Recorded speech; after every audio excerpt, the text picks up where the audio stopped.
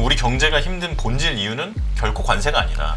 더 중요한 본질이 있습니다. 미국이 왜 자꾸 관세를 가지고 난리를 치냐는 거예요. 우리가 미국을 너무 몰라요. 제 속성 코스로 네, 속성 간단하게 코스. 미국은 어떤 네. 나라인가? 미국은요 지금 트럼프가 정상이에요. 본질을 파악해야 된다고 제가 늘 말씀드리지 않습니까? 왜 관세는 강달러가 맞는데 왜 이번엔 약세달까요? 이 질문을 아무도 안 해. 연초부터 그렇고 4월 2일에 미국이 관세 발표했잖아요. 그때도 달러가 폭락했단 말이에요. 그러니까 사람들이 관세 원래 강달러가 맞는데 왜 약하지? 그리고 넘어갔어. 은근슬쩍. 뉴스 봤어요? 뉴스에 왜 이번에는 2018년과 달리 관세가 약달러로 작용하는가? 아, 그런 건 못 봤네요. 봤어요? 아니, 봤어요? 저는 못 봤어. 저요. 제가 시원하게 얘기해 드리겠습니다. 아, 예, 좋습니다. 관세는 강달러가 맞아요. 원래는. 네. 그렇죠. 원래는 강달러가 맞는데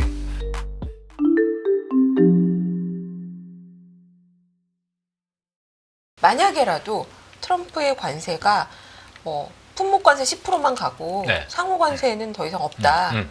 이렇게 간다고 했을 때에는 네. 우리도 다시 좀 성장률 전망이 그럼 지금 말씀하신 이게 그 100에서 한은이 딱 그 발언을 한 게 있었어요. 어우, 상호 네. 관세가 만약에 무효가 되면 올해 경제 성장률 전망치가 0.1%는 올라갈 거다. 네. 에게 그렇게 얘기를 했거든요. 근데 100에서 35 영향인데 너무 작네요. 그러니까요. 예. 한 0.3은 올라가야 되는 거 그러니까 아닌가요? 100이라는 게 뭐냐면 네. 1.5에 있다가 네. 0.8이 된 거니까 그렇죠. 0.7이 이제 100인 거죠. 그 중에 0.1은 크지. 네. 너무 작나? 그럼 관세가- 그래 너무 작나? 그럼 팀장님 보시기에도 0.1밖에 영향이 없다고 보십니까? 그것은 저는 조금 조심스러운 게 너무 관세에 집중하지 않았으면 좋겠어. 우리가 본질을 잊게 돼. 본질을. 그 우리 경제가 힘든 본질 이유는 결코 관세가 아니다. 더 중요한 본질이 있습니다. 뭔가요? 미국이 왜 자꾸 관세를 가지고 난리를 치냐는 거예요. 미국의 재정 적자 때문에. 아니요. 아니에요? 전혀 관련이 없어. 아, 재정 적자 때문이 아니라고요? 팀장님. 이게 무슨 지금 그러니까 네. 이게 네. 지금 그 시청자분들도 그렇고 네. 많이들 미국의 이 관세 전쟁 혹은 무역과 관련된 적자를 줄이겠다에 대한 근본 원인이나 그 기저에 놓여 있는 철학에 대해서 다들 트럼프가 걔 미쳐서 그렇다. 지역구 공화당 지역구 사람들이 뭐 관세 맥이라고 무역 때문에 중국 때문에 일자리 잃은 사람이어서 그것 때문에 인기를 얻으려고 그런 거다 이런 식으로 생각해서 그래. 그러면 이게 굉장히 잘못된 생각입니다. 네. 본질적으로 트럼프 또는 미국이 원하는 것은 재정 적자를 줄이는 게 그건 아니라는 아무런 말씀이시죠? 관련 없습니다. 재정적으로는 아무 관련 없어. 그냥 패권. 말은 그렇게 할 수 네. 있죠. 말은 네. 그렇게 할 수 있지. 근데 그거는 이제 사람들 그냥 알아듣기 쉬우라고 그렇게 얘기하는 거고 실제로는 그거랑 전혀 관련이 없고 제가 이제 이 자리를 통해서 꼭 말씀드리고 싶은 건 네. 우리가 미국을 너무 몰라요. 알려주세요. 제 속성 코스로 네. 네. 속성 간단하게 코스. 미국은 네. 어떤 나라인가? 네. 미국은요 지금 트럼프가 정상이에요. 건국의 아버지가 있지 않습니까? 네. 대표적으로 조지 워싱턴을 비롯해서 네. 제퍼슨 등등 이 사람들이 건국을 할 때부터 얘기했어. 미국은 그냥 섬나라야. 괜히 저 다른 나라에 뭐 무역하겠다고 지켜주겠다고 뭐 전쟁이고 이런 거 관여하지 마. 저 그때는 이제 대서양이죠. 네. 대서양 건너편에 저 유럽 애들은 그냥 치고받고 싸우는 애들이라서 쟤들이랑 뭐 무역할 생각하지 말고 그냥 우리 그러니까 미국은 땅도 넓고 자원도 많고 그냥 우리끼리 잘 할 수 있어. 그리고 미국은 기본적으로 주가 합중국이 된 거잖아요. 네. 그러니까 각 주 이게 의미가 되게 큽니다. 네. 정치적인 의미. 이거를 이게 국가의 건국 철학과 좀 우리가 연계시켜야 되는데 미국은 개인을 보호한단 말이에요. 이게 동양권 국가에서 이걸 이해할 수가 없어. 개인을 보호하기 때문에 중앙 집권적인 국가의 정부가 무언가를 하려고 하잖아요. 그럼 이거에 대해 강하게 정하게 돼 있어. 그게 좋은 일이든 나쁜 일이든. 네. 반면에 동양 국가들은 특히 한국 같은 나라는 중앙 집권을 워낙에 오래 하다 보니까 정부가 안 되는데 이건 좋은 거 아니야? 이런 생각을 이제 하고 있죠. 근데 미국이나 특히 영국 같은 이런 이제 영미 계열, 그러니까 영연방 국가들의 철학은 좀 다르단 말이에요. 네. 걔네들의 기본 생각이 이거야. 절대 권력은 반드시 부패하게 돼 있고, 절대 권력은 반드시 개인의 자유를 억압하게 돼 있어. 네. 그래서 미국은 지금까지 계속 원래는 고립주의였어. 원래 그게 정상이 원래. 그러다 이게 얘가 이제 생각을 바꿔먹은 게 있죠. 계기가. 그게 이제 2차 세계대전이 돼서 생각을 바꿔먹고 그다음부터 아주 이상한 세계가 된 거야. 여기서 말하는 이상한 세계라는 게 자유무역, 그쵸. 관세 안 물고 네. 달러 다 쓰고 이게 이상한 거라니까요. 오히려. 아, 근데 그 너무 오래됐잖아요, 이미 지금. 그 세계가 원래 100년마다 바뀌어요. 한 70년 됐네요. 지금 거의 네. 사실 더 정확하게 얘기하면 네. 2차 세계대전은 1차 세계대전에 그 패자부활전가였던 거예요. 네. 둘은 하나야, 사실은. 너무 멀리 가시면 안 됩니다. 사실은 이게 되게 중요한 일이에요. 100년의 네네네. 패권이 지금. 네. 100년의 패권이 바뀌는 거예요. 네. 그럼 1차 세계대전은 뭐였냐? 그땐 빈 체제가 있었죠. 그럼 빈 체제는 왜 생성했냐? 나폴레옹 전쟁 때문에 생긴 거예요. 이 100년 만에 바뀌잖아. 지금 바뀔 때 됐어요. 그래서 바뀌는 거야. 미국은 관세를 우리가 뭐 트럼프가 뭐 지지율 때문에 혹은 뭐 포퓰리즘 때문에 혹은 뭐 중국을 가라앉히려고 아니 뭐 그런 것도 있겠지만 중요한 건 미국이 다시 본질을 찾아가고 있다는 거예요. 그 본질이 개인을 위하는 보호무역주의. 보호무역주의로 보호무역주의다. 가는 거예요. 네, 보호무역주의. 글로벌리스트가 아니라 네. 자기네 이익. 미국은 이상하게도 미국의 이익을 위해서라는 말을 잘 안 써요. 약간 금기시되는 말이에요. 반드시 전 세계의 자유무역, 전 세계의 민주주의 체제를 전파한다. 이게 이제 미국의 원래라기보다는 이제 2차 세계대전 이후에 어떤 확립된 철학인데 이거 하다 보니까 안 좋은 거야. 이거 네. 이제 70, 80년 동안 했어요. 물론 좋은 것도 있어요. 근데 이제 시기가 지나니까 피해자가 생겼죠. 많은 피해자가. 네. 뭐 여기까지 설명은 길어져서 제가 생략하겠지만 그 피해자들 때문에 트럼프가 그들을 어루만지기 위해서 등장한 거예요. 그런데 워낙에 80년 동안 100년 동안 쌓여놓은 체제가 공고하다 보니까 좀 미친놈이 와야 되는 거지. 왜냐면 얌전한 애가 오면은 네. 이게 너무 공고해 이게 못 깨요.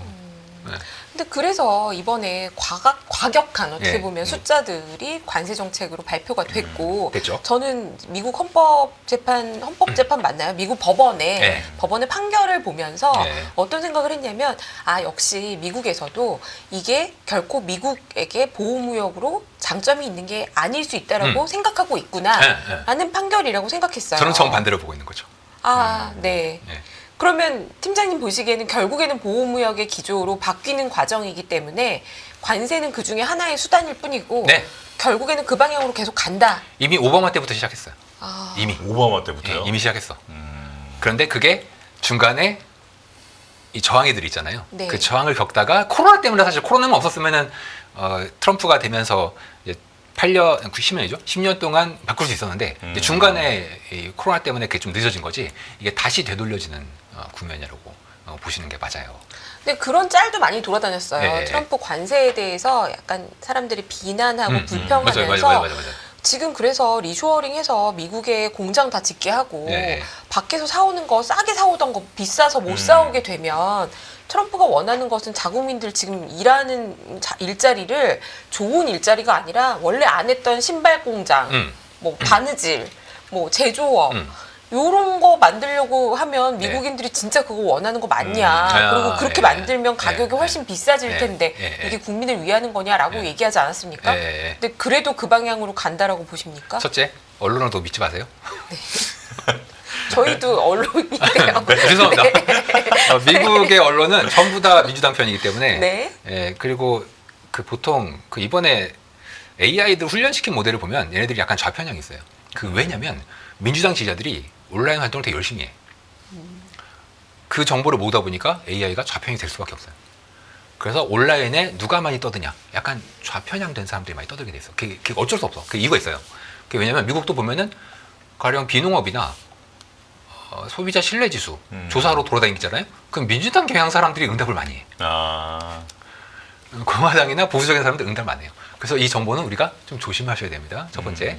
자, 두 번째. 진짜 리쇼어링을 해서 미국이 제조업 일자리가 늘어나고서 뭐 제조업을 뭐 한다. 될 거냐? 그거는 저는 나중 문제라고 봅니다. 뭐 될지 안 될지는 저도 잘 모르겠어. 솔직히. 네. 잘 모르겠는데 그건 나중 문제예요. 중요한 건 지금 미국을 이끌고 있는 큰 흐름은 좋은 일자리, 그러니까 제조업이에요. 제조업 일자리를 다시 미국으로 가져오는 정책을 써야 됩니다. 정책. 그 정책. 자, 우리가 경제학을 배운 머리에 이제 먹물든 뭐 저도 뭐 그런 면에서는 자유무역 좋지. 자유무역 좋아요. 자유무역하고 우리 옛날에 얘기했잖아. 리카르도의 비교 우위. 그래서 우리가 이제 로빈슨 크루소의 예를 많이 들잖아요. 로빈슨 크루소가 뭐 만드는 걸 잘하면 프라이데이 흑인은 이제 물고기 잡는 거 잘하고 그럼 물고기는 잡고 서로 교환해라. 좋아. 이상적으로 좋아. 네. 근데 그렇게 하면 이제 어떤 문제가 생기냐면 물론 모두의 부는 증가해요. 모두의 부는 증가하는데 그 제조업이라는 거에 의미가 있어요. 제조업의 의미가 뭔지 혹시 아세요? 일자리 창출이요? 제조업이 일자리 네. 그 핵심인데 일자리 중에서도 좀 의미가 있어. 조금 사람이 멍청할 수 있잖아. 좀 이렇게 전반적으로 좀 안 좋은 사람들도 많잖아요. 네. 똑똑한 사람도 있고 안 좋은 사람도 있고 능력 있는 사람 있고 없는 사람 다 섞여 있잖아요. 근데 제조업은 능력이 없어도 월급을 많이 받을 수 있어요. 그렇죠. 네. 어차피 생산은 공장이 하는 거거든요. 그럼 나 거기 들어가서 나름 준수한 월급 받으면서 우리 가족들 잘 부양할 수 있어요. 근데 이 제조업이 없어지잖아요. 그러면 여기서부터는 정말 맨땅에 헤딩을 해야 돼. 나의 능력을 온전히 다 발휘해서 써야 되는 잡에서 나의 능력을 보여준다. 이렇게 미국이 그렇게 간 방향이죠. 네. 그래서 미국은 서비스업이 우세하잖아요. 서비스업에 우세한 건 확실히 미국은 똑똑하잖아요. 그러면은 아주 강력한 자신의 능력을 발휘해서 엄청난 부를 창출할 수 있죠. 그렇죠. 근데 이런 사람들은 소수란 말이에요. 네. 국민 대다수는 그 좋은 공장에서 일할 수 있는 이 좋은 일자리를 다 뺏겼고 그 옛날에 미국이 제조업 강국이었어요. 2차 세계대전 후 거의 한 10년까지도 어마어마한 제조업 강국이었고 무역 흑자나던 나라였는데 막 적자가 나기 시작하는 거예요. 왜냐면 이제 미국이 그때부터 생각 바꿨다 그랬잖아요. 네. 그래서 일본, 독일이 패전국인데 1차 대전 때는 패전국으로 그냥 두드러 팼거든요. 돈 받아내고. 근데 미국이 그랬더니 얘네들이 막 완전히 파시즘으로 돌아서는구나. 이러면 안 되겠다. 그래서 보조를 해줬다고 오히려. 근데 얘네들이 보조해주니까 제조업을 키워가지고 미국 일자리 다 가졌잖아요. 그러니까 저도 보호무역 싫어하고 자유무역 하면 좋고 우리의 기본적인 먹물든 사람들은 그게 좋다고 생각하는데 그 우리가 좀 다수를 결정하는 이 국민들의 다수를 결정하는 조금 이게 능력이 약간 그 중간 이하인 네. 이런 분들의 관점에서 생각해 본다면 이 서비스업 위주로 무역 적자가 나는 경제 구조로 가게 되면 빈부격차 확대돼요. 어쩔 수가 없어. 반대로 제조업을 활성화시키는 이제 국가들은 빈부격차가 작죠. 작아. 이제 그런 과정에서 미국이 누적됐던 이 사태가 중간에 한 번씩 계속 터지는데 지금 이게 골물대로 골마가지고 1차 세계대전 이후에 한 100년 됐으니까 이게 완전히 그냥 바뀌는 쪽이라고 보시는 게 제가 볼 땐 더 맞습니다. 그러면요. 지금까지 많은 사람들이 걱정한 것은 네. 관세는 인플레이션을 유발할 수 있다였고 그게 결국에는 미국에 도움이 안 될 것이다였는데 파월도 그렇게 얘기했죠? 그렇죠. 문 팀장님께서는 관세는 인플레이션이 아니라 디플레이션을 부를 것이다. 작년부터 전 세계에서 저 혼자 얘기했죠. 그렇게 계속 말씀하셨어요. 네. 진짜 그런가요? 지금 현재 그렇게 나타나고 있는 걸까요? 4월 물가에 나타났잖아요. 네. 4월달 생산자 물가 지수의 의미를 좀 그럼 한번 설명해 주시겠어요? 11페이지 그림을 제가 잠깐 보여드리겠습니다. 네. 역시 얘가- 팀장님이 보신 대로 나타나고 있다. 내가 맞췄다 이러면 재수 없겠죠? 관세가 디플레를 부를 수 있다. 내가 어딜 맞췄다 이렇게 정확하게 찝어 주십시오. 제가 사실 4월 PPI를 보고 좀 놀랐어요, 개인적으로. 네. 왜냐면 4월 PPI를 제가 왜냐면 관세가 4월부터 많이 늘었거든요. 5월에서 더 늘 거예요, 5월 달에. 그래서 저는 관세는 디플레지라고 생각하고 있었어요, 원래. 근데 2018년과 다른 게 달러가 약해요. 2018년에는 강했거든요. 네. 물론 환율을 고려하더라도 전 디플레라고 생각해요. 하는데 4월 달에는 달러 약세가 워낙에 심했어요. 그래서 저는 이게 달러가 원래는 관세를 매기면 2018년처럼 가는 게 맞는데 지금은 연초부터 포트폴리오 조정의 이제 명분으로서 관세가 사용되다 보니까 조금 디플레가 늦게 올래나 보다 뭐 이런 생각을 마음속으로 좀 준비하고 있었어요. 네. 그런데 지금 25페이지 보고 계신 것처럼 MOM PPI입니다. 생산자 물가. MOM이 지금 3월에도 낮았는데 4월이 엄청 까먹었죠. 파란색 부분이 많이 까먹었습니다. 네. 파란색. 이 파란색이 뭐냐면 보시면 서비스라고 되어 있어요. 그럼 이 서비스가 뭘까요? 임금 뭐 이런 거 아닌가요? 이 서비스를 파고 들어가면은 네.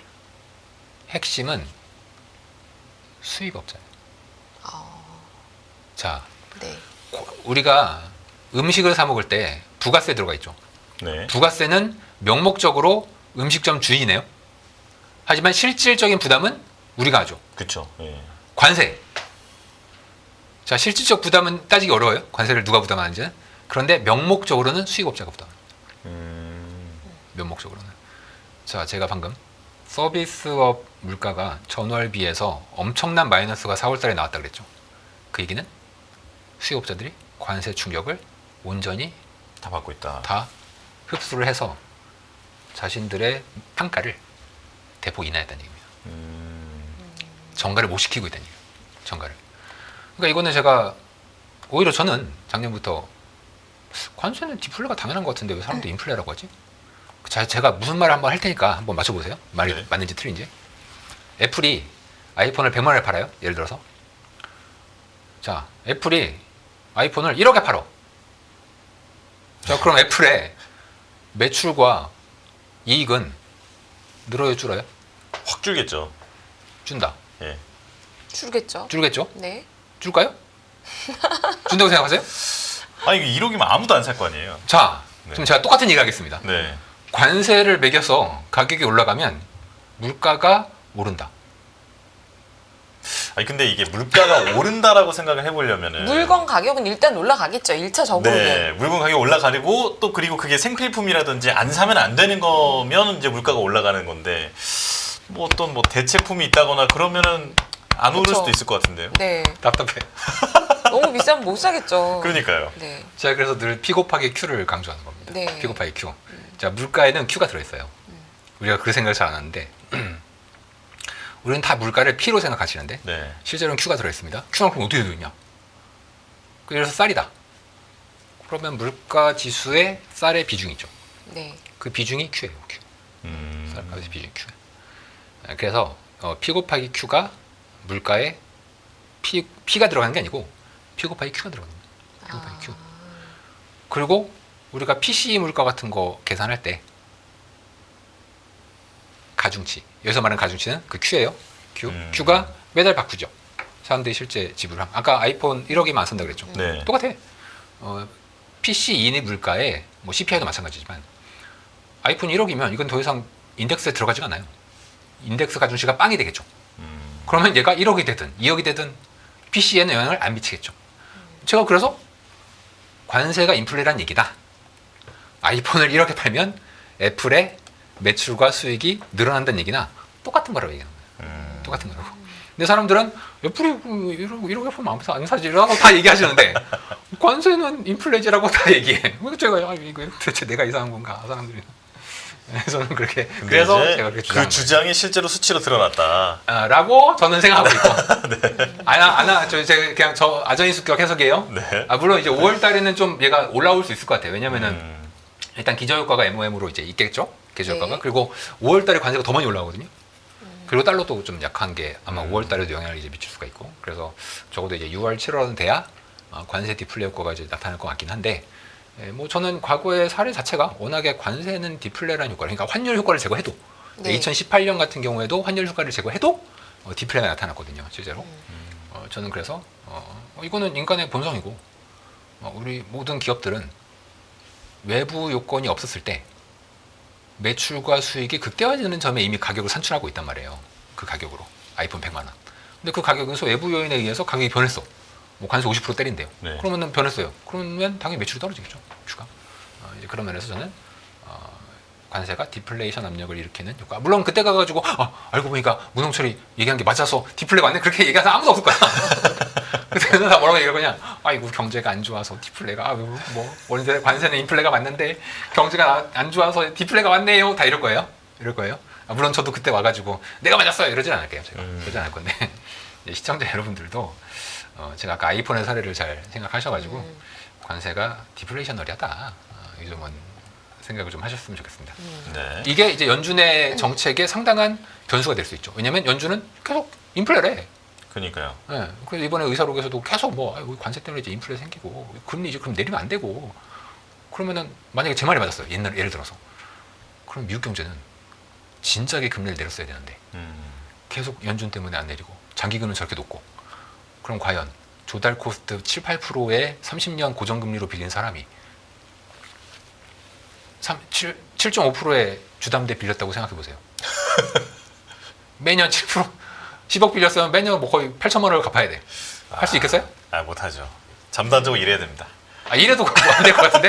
그렇죠. 이래도 안 될 것 같은데? 아니 근데 한국은행이나 지금 연준이나 똑같이 지금 문홍철 팀장님처럼 이 모델을 돌렸을 때는 디테일에서는 네. Q 가격을 너무 많이 올라갔을 때, P가 너무 많이 올라갔을 때 Q가 많이 내려가서 뭐 그 영향이 물가에 미치는 전체 영향은 뭐 거의 없거나 오히려 디플레이션이다. 뭐 그럴 수 있어요. 그런데 네. 당장 관세 정책 네. 발표되기 직전에 네. 미국의 그 기업들은 엄청나게 재고를 빨리빨리 네. 쌓아놓고 네. 그러면서 월마트에 가면 뭐 60%가 관세 영향을 받는다. 네. 그래서 가격을 뭐 프라이스를 어떻게 붙여야 된다는 난리가 났지 맞아요. 않았습니까? 네. 그러면 당연히 연준 입장에서는 물가가 우려된다 이렇게 얘기해야지. 아니 여러분이 보고 있는 소비자 가격은 올라가든지 말든지 그거는 됐고요. 이렇게 통화 정책을 어떻게 하냔 말이에요. 맞아요. 이것이 바로 인간을 아는 인간 관점에서의 접근법이죠. 인간 관점에서. 뭐 통화 정책을 AI처럼 할 수는 없지 않습니까? 그리고 더 중요한 건 이제 방금 말씀하신 게 이제 제가 생각하는 게 맞다고 쳐도 제 마음대로 할 수 없다는 거죠. 그 위치에 가면. 그래서 중앙은행장이 네. 아닌데 내가 볼 땐 디플레인데 이렇다고 해서 정말 그러니까 메시지는 다를 수 있다. 디플레라고 예. 얘기를 할 수가 없어요. 왜냐면 다른 장바구니 사람이 물가 다. 올라갔으면 물가 오른 거지라고. 그리고 저는 여기서 하나 더 가서 네. 파월도 진짜 인플레로 생각합니다.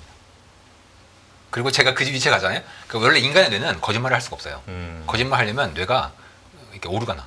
네. 버벅여. 그래서 남을 속이려면 나부터 속여야 돼요. 아. 그래서 만약에 제가 관세는 디플레라는 생각을 가지고 있어요. 네. 네. 근데 누가 갑자기 트럼프가 저를 연준 의장 시켜줬어. 네. 그럼 저도 똑같이 얘기할 겁니다. 관세는 인플레죠. 인플레. 저는 그래서 시장 금리를 기준 금리를 천천히 내리겠습니다. 이렇게 얘기를 저도 그렇게 행동할 거예요. 그게 이제 인간 행동 관점에서의 관점이죠. 지금 2018년하고 지금하고의 가장 큰 차이는 달러가 강세가 아니라 약세다. 네. 라는 점인데요. 그 외환 시장에 지금 이 달러가 움직이는 것, 네. 원달러 환율은 과연 그러면 원화가 정말 더 강해지는 건지, 네. 달러는 얼마나 약해질지, 네. 요 변동성에 대해서는 어떻게 보십니까? 어, 아직 우리는 달러가 위로 봐야 되나요? 밑으로 봐야 되나요? 일단 결론은 밑입니다. 원화가 강해진다. 네. 달러가 원- 약해지는 사실은, 겁니까? 원화가 강해지는 겁니까? 당연히 달러가 약해지는 겁니다. 우리가 뭘 잘했다고 원화가 강해져. 그래서 올해 원화가 강해지더라도 그게 우리가 잘해서 강해지는 게 아니라 미국이 네. 못해서 원화가 강해지는 거예요. 미국이 못해서. 환율은 상호 거꾸로니까. 이제 그런 면에서 우리가 이번에 정확히 본질을 파악해야 된다고 제가 늘 말씀드리지 않습니까? 왜 관세는 강달러가 맞는데 왜 이번엔 약세달까요? 이 질문을 아무도 안 해. 네. 왜 그런 겁니까? 연초부터 그렇고 4월 2일에 미국이 관세 발표했잖아요. 그때도 달러가 폭락했단 말이에요. 그러니까 다들 이제 이코노미스트들이 왜 관세하면 달러가 그리고 뭐 이미 1월 20일부터 트럼프 취임하고 나서부터도 관세 얘기를 막 하니까 달러가 약해졌어. 그러니까 사람들이라는 건 이제 이코노미스트들, 먹물든 분들이 관세 원래 강달러가 많은데 왜 약해지지? 그리고 넘어갔어. 은근슬쩍. 그래요? 그냥 넘어간 거예요? 아세요? 뉴스 봤어요? 뉴스에 왜 이번에는 2018년과 달리 관세가 약달러로 작용하는가? 그런 건 못 봤네요. 봤어요? 아니요. 봤어요? 못 저도 못 본 봤어. 것 같네요. 네. 팀장님께서 오늘 시원하게 한번 말씀해 설명해 주시죠. 주세요. 제가 시원하게 얘기해 드리겠습니다. 예, 좋습니다. 관세는 강달러가 맞아요. 원래는. 네. 그렇죠. 원래는 강달러가 맞는데 사실 약달러가 맨 처음 시작된 게 1월 1일부터였어요. 그러니까 관세가 약달러를 강화시킨 거 맞는데 이미 약달러 기준은 연초부터 시작됐다고요. 이미. 이유는 너무 많이 먹었어. 달러로 해서 지금 막 배가 터지겠는 거예요. 달러 자산도 올랐죠. 달러 가치도 올랐죠. 작년 말까지. 그 시기가 얼마나 됐냐? 코로나 이후로는 5년 됐고. 시기를 더 길게 그려보세요. 그러면 2010년부터 올랐어. 달러가. 그렇죠. 그러니까 이 사람들은 지금 배가 터져 죽겠는 거야. 이거 2025년에도 먹을 수 있을까? 이 고민을. 원래 연초에 늘 해요. 그 고민을. 원래 늘 해. 네. 그러니까 이 전략가들이 이 시기를 딱 잡는 거죠. 야 이거 보니까 미국이 올해 25년에는 성적이 좀 안 좋아질 것 같다. 거기다가 트럼프가 관세를 막 때리고 네. 저런 정책 쓰면 미국 성적 낮아진다. 성적 낮아져? 그럼 달러 약해지는 게 맞지. 이 생각. 그런데 딱 그 짓을 하네. 관세를 막 왕창 물리면서 불확실성을 높이고 마침 또 1분기 GDP가 마이너스예요. 그러면 자신의 예상이 합리화되죠. 합리화돼. 그래서 관세 자체는 강달러가 맞는데 난 이미 포지션을 잡았잖아요. 우리가 뭐 회사에서 싫은 사람 있잖아요. 그럼 그 사람이 아무리 이쁜 짓을 해도 싫어. 오히려 더 미워 보여. 네. 더 재수없어. 이쁜 사람은 미운 짓을 해도 너무 이뻐. 관세가 지금 그거예요. 사람들의 마음은 이미 연초부터 달러 자산을 덜어내기로. 이유는 너무 많이 먹었고 미국 주식도 가뜩이나 고평가 됐대요. 그럼 달러 그리고 오늘 성적도 나쁘대. 근데 실제 성적이 나빴어. 1분기에. 그러면 모든 게 지금 다 한쪽으로 합쳐지잖아요. 즉 난 이미 저 사람을 싫어하기로 마음을 먹었어요. 그럼 그 사람이 아무리 이쁜 짓을 해도 전 싫어요. 지금이 정확히 그겁니다. 관세를 사람들이 원래는 강달러가 맞는데 이미 나는 미국 달러를 줄이기로 이미 결정을 했어요. 그러면 거기에 내러티브를 갖다 붙여야 돼요. 그래야 이게 합리화돼. 거기에서 가장 지금 힘을 많이 받고 있는 게 관세겠죠. 두 번째 힘을 많이 받고 있는 게 뭐 비슷한 건데 이제 달러 패권이 뭐 약해진다. 네. 뭐 약해지면 뭐가 약해져? 그 아무 셀 관련이 없어. 아메리카. 아무런 관련이 없어. 그런데 포트폴리오 조정을 하면 강히 이런 일이 벌어져요. 당연히. 왜냐면 너무 달러를 많이 사놨으니까 그동안.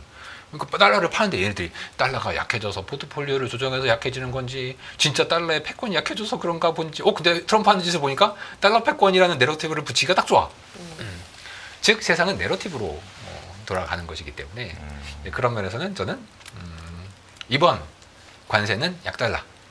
그리고 마침 미국의 성장도 둔화될 거고 그래서 이제 약달러로. 환율도 아래쪽. 뭐 저는 정적 레벨을 1350원 약간 아래로 보고 있습니다. 1350원 아래요? 네, 약간 아래. 그 모델은 저희가 이제 미국, 한국 간의 성장률 격차를 고려했을 때, 뭐 사실 작년부터도 그렇게 좀 보고 있는데 계속 이제 환율이 오르니까 좀 난감하긴 했었는데, 뭐 요즘 미국이 한국한테 외환 당국이 지금 협상을 하고 있나 봐요. 뭐 이탈리아에서도 만나기도 했지만, 계속 협상을 하면서 이제 오늘 하는 총재도 그 얘기했잖아. 도대체 미국이 이게 원하는 게 뭔지 나 잘 모르겠다 지금 그랬잖아요. 얘네가 강달러를 원하는 건지 약달러를 원하는 건지. 근데 뭐 사람들은 다 약달러로 방향성을 정했잖아요. 네. 그래서 환율이 지금 떨어지고 있는 거고. 그리고 미국은 분명히 약달러를 원해요. 근데 왜 하는 총재가 왜 헷갈리냐? 사람들이 얘기하는 거 똑같아. 뭐냐면 아니 미국이 약달러를 원해? 그래 약달러 원해. 근데 달러의 패권은 또 유지해? 달러의 수요를 유지하려고 그래? 그럼 강달러 아니야? 그게 헷갈려. 뭐야? 달러의 미국제의 수요를 유지해? 그럼 강달러? 잠깐. 근데 미국은 약달러 원한다고? 그러니까 헷갈려 죽겠는 것이 머릿속으로. 네? 지금 한국 총재도 그 헷갈림을 겪고 있는 거예요. 겪고 있는 거예요. 근데 방향성은 뭐 그거는 뭐 제가 오늘 얘기할 건 아니지만 환율의 방향성은 거의 미국이 강요한 것도 있지만 원래 균형 레벨 자체가 1,300원대 중반 정도가 뭐 그럼 다 왔다라고 얘기할 수도 있고 저는 이제 아래쪽 압력이 그래도 좀 있다. 매일 돈을 쓰는데 그 가치는 누가 정할까요? 정답은 슈퍼달러 슈퍼리치에 있습니다. 복잡한 공식은 빼고 투자 타이밍을 잡는 환율의 핵심만 담았습니다. 빠르게 변화하는 금융시장, 그 중심엔 언제나 환율이 있습니다. 오늘부터 환율과 썸 타볼까요? 더 많은 영상을 보고 싶으신 분들은 화면 오른쪽에 있는 구독 버튼을 눌러주시기 바랍니다. 그리고 영상을 보시면서 좋아요는 필수인 거 아시죠? 항상 인포맥스 라이브를 사랑해주셔서 감사합니다.